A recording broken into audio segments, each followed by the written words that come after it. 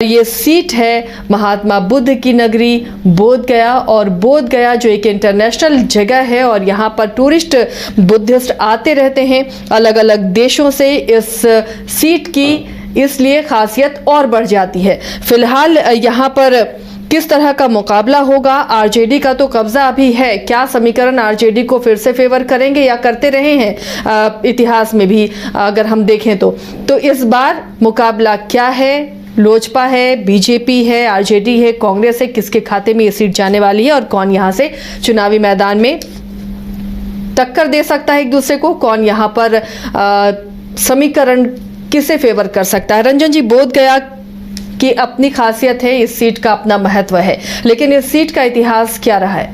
देखिए, बोध गया सीट को आप देखिएगा तो यहाँ पर आरजेडी को सबसे ज्यादा बार सफलता मिली है। लेकिन एक और चीज है, जो बोध गया सीट को जब आप स्कैन करते हैं और जब अंदर तक जाते हैं तो ये भी दिखता है कि ये अपने विधायकों पर जो है बहुत ज़्यादा भरोसा नहीं दिखलाता है। आमतौर पर वो उन्हें बदलते रहता है, रोटेट करते रहता है। और अगर एक चीज़ देखें कि एग्जाम्पल के तौर पर कि कोई भी विधायक यहाँ से लगातार 3 बार चुनाव नहीं जीत सका है, लगातार की मैं बात कर रहा हूं।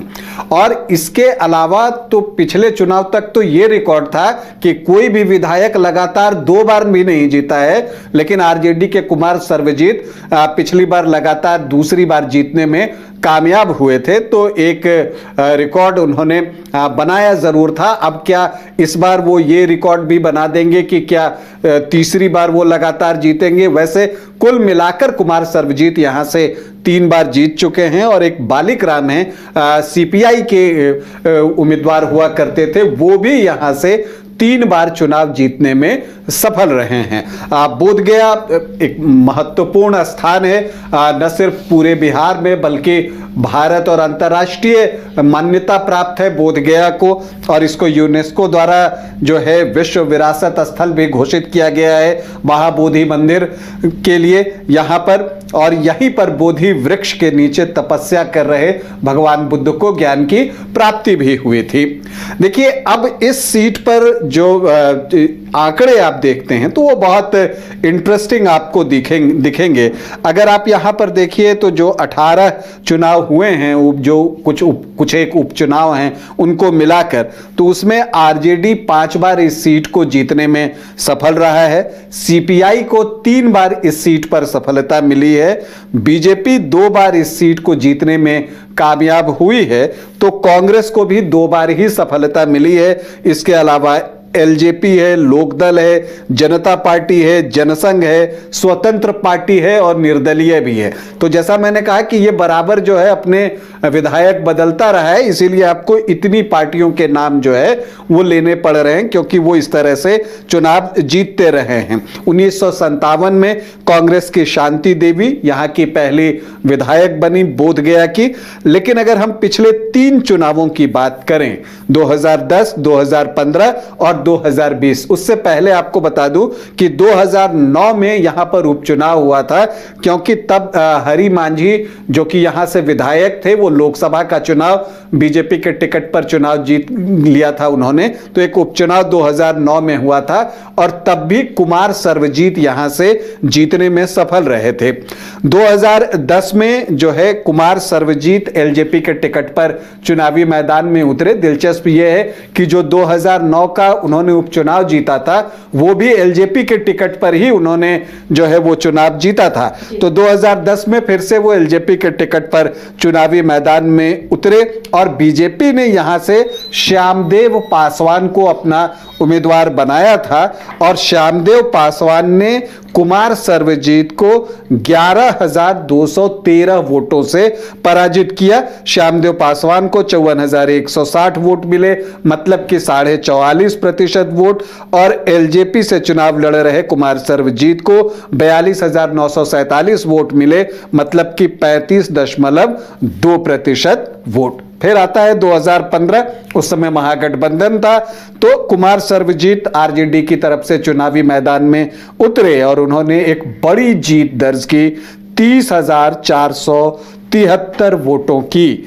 उनको कुल 82,656 वोट मिले, जबकि श्यामदेव पासवान जो कि बीजेपी के टिकट पर एक बार फिर से चुनावी मैदान में थे, उनको 52,183 वोट मिले और इस तरह से 30,473 वोट से कुमार सर्वजीत जीतने में चुनाव सफल रहे।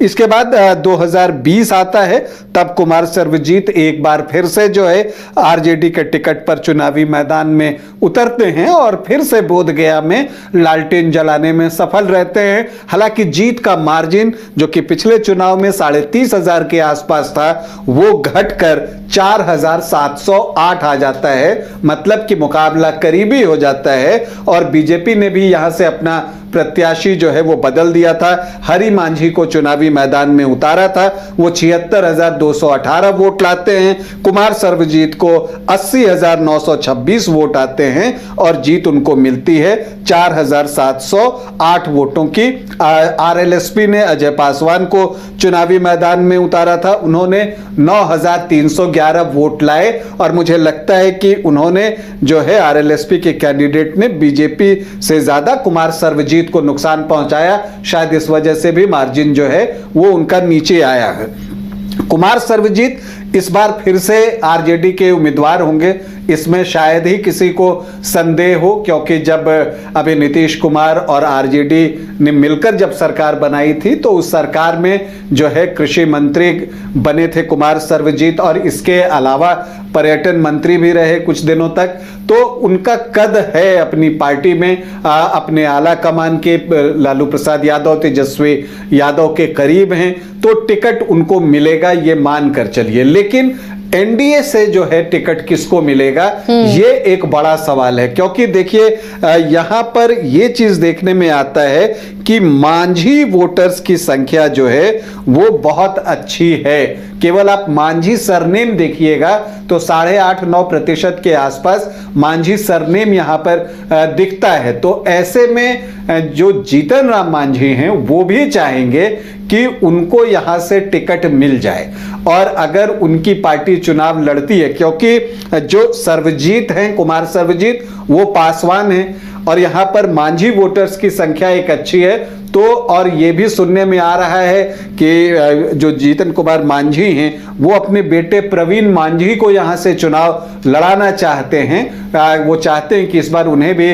राजनीति में जो है उनको भी कदम रखवाया जाए, तो इस वजह से जीतन मांझी ये सीट मांग सकते हैं। लेकिन ये भी बात है कि ये भी सुनने में आ रहा है, एक लेटेस्ट डेवलपमेंट ये हुआ है कि श्यामदेव पासवान जिन्होंने कि कुमार सर्वजीत को 2010 में हराया था, वो एलजेपी में शामिल हो रहे हैं या हो गए हैं। तो यहां पर चूंकि गया जिले में यह भी तो हो सकता है कि चिराग पासवान भी चाहें कि उनको एक सीट तो कम से कम मिले, तो एक सीट यहां पर हो सकती है। और देखिए यहां पर स्ट्रैटेजी ये होनी है कि चूंकि यहां पर दलित वोटर्स बहुत हैं, एससी वोटर्स की आप बात कीजिए तो वो लगभग 35.5% हैं, इनफैक्ट 35.72%, और इसीलिए ये एससी आरक्षित सीट भी है।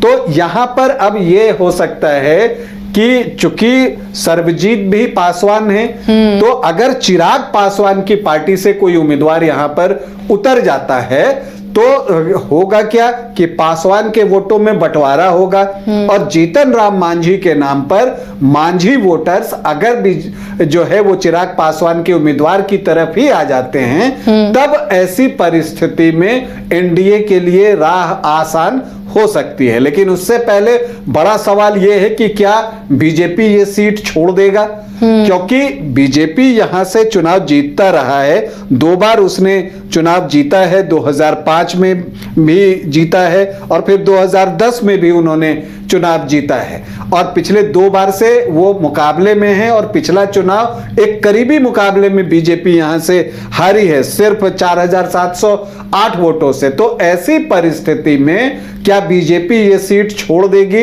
ये भी एक बड़ा सवाल है। तो ऐसे और हरि मांझी जो है वो कद्दावर नेता है इस क्षेत्र के, तो उनको कैसे एडजस्ट करेगी बीजेपी, या फिर जीतन राम मांझी यहां पर चुनाव लड़ें और कुटुंबा छोड़ दें, ये हो सकता है। लेकिन ये देखना दिलचस्प होगा कि एनडीए में इस सीट के लिए किस तरह से जोर लगाया जाता है। इनफैक्ट जो चारों पार्टियां जो हैं, चाहे वो एलजेपी, आरवी हो, चिराग पासवान की पार्टी हो, जीतन राम मांझी की पार्टी हो, बीजेपी हो, जेडीयू हो, सब इस सीट के लिए जो है वो जोर लगा रहे हैं। तो ये चीज जो है वो देखने लायक चीज होगी कि आखिर टिकट किसको मिलता है। अब अगर रंजन जी, आरक्षित तो सीट ये है, लेकिन बाकी समीकरण क्या कहते हैं? भले ही यहाँ पर दलित वोट ज्यादा हैं, लेकिन उसके बाद जो वोट है वो क्या इशारा करते हैं, वो समीकरण क्या दिखाते हैं? जब आप देखते हैं कि आरजेडी 5 बार यहां से चुनाव जीतने में सफल रहा है, तो ये एक चीज ऑलमोस्ट जो है आप कह लीजिए कि क्लियर है कि यहां से जो आपको यादव वोटर्स हैं उनकी संख्या अच्छी है और मुस्लिम वोटर्स भी ठीक ठाक हैं, क्योंकि आरजेडी इस सीट पर सबसे ज्यादा बार जीतने में कामयाब हुई है और वो 5 बार इस सीट को जीती है। तो ये माई इक्वेशन तो बनता है, क्योंकि यादव यहां लगभग 21-22% हैं। अब अगर उसमें आप मुस्लिम के 7.3 जोड़ दीजिए तो वो 29-30% के आसपास मामला पहुंच जाता है। तो 28 से 30% के बीच एमओआई लेकर चला जाता है। अब इसके बाद जब कुमार सर्वजीत पासवान जाति से हैं, उधर से वोट आते हैं और दलित वोट का जो एक हिस्सा है जब वो उनको मिल जाता है, और प्लस एक बात और भी है कि जो कुमार सर्वजीत हैं उनकी एक अपनी व्यक्तिगत पैठ भी है जो कि अक्रॉस द कास्ट है, मतलब वो अन्य जातियों में भी जो है वो सेंधमारी कर लेते हैं, वहां से भी वोट उनको मिलता है। और यही वजह है कि उन्होंने इस क्षेत्र में एक अपनी पहचान बनाई है, तो उनका दावा जो है वो मजबूत बन जाता है। लेकिन इस बार पूरी कोशिश होगी एनडीए की कि ये जो आरजेडी पिछला 2 चुनाव लगातार जीता है, तो इस बार लालटेन की लौ जो है उसको बुझाया जाए। अब देखना है कि वहां पर एनडीए से किसे कैंडिडेट बनाया जाता है, क्योंकि समीकरण जो है यहां पर बहुत साफ है कि आपको दलित वोटर्स का ज्यादा अमाउंट में चाहिए अगर एनडीए को जीतना है। इसके अलावा यहां पर अगर आप देखिए तो कोयरी कुशवाहा जो हैं वो भी 7-8% के आसपास है, तो उनकी संख्या भी अच्छी है और इसलिए मैंने कहा कि जेडीयू का भी इस सीट पर जो है वो दावा है। इसके अलावा सामान्य जाति के भी वोटर्स हैं 12-13%, वैश्य 5-7% के आसपास हैं, चंद्रवंशी समाज यहां पर बहुत हैं, और चूंकि प्रेम कुमार गया से विधायक हैं बीजेपी के, तो इस जाति के वोटर्स पर बीजेपी की भी नजर है। तो कुल मिलाकर अगर आप देखें तो दोनों तरफ के अपने अपने समीकरण हैं। चूंकि हार जीत का मार्जिन पिछली बार 4708 वोट था, और अभी जब लोकसभा का चुनाव हुआ जिसमें जीतन राम मांझी के खिलाफ कुमार सर्वजीत ही कैंडिडेट थे, तो जीतन राम मांझी को इस विधानसभा पर लीड मिली है। तो ऐसी परिस्थिति में जो है एनडीए को लगता है कि आरजेडी के इस किले को ध्वस्त किया जा सकता है।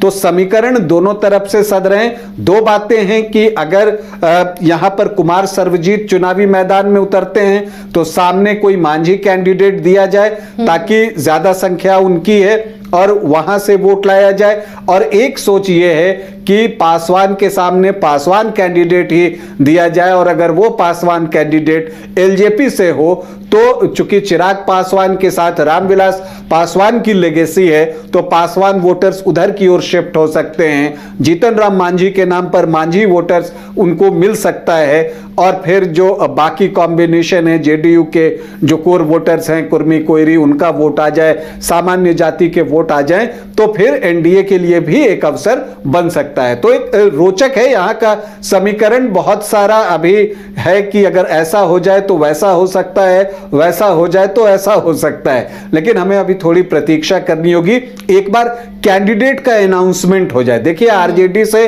तय है कुमार सर्वजीत होंगे, लेकिन एनडीए से कौन कैंडिडेट होगा और वो किस पार्टी का होगा, अगर ये एक बार स्पष्ट हो जाएगा तब आप इसको और बेटर तरीके से एनालाइज कर सकेंगे।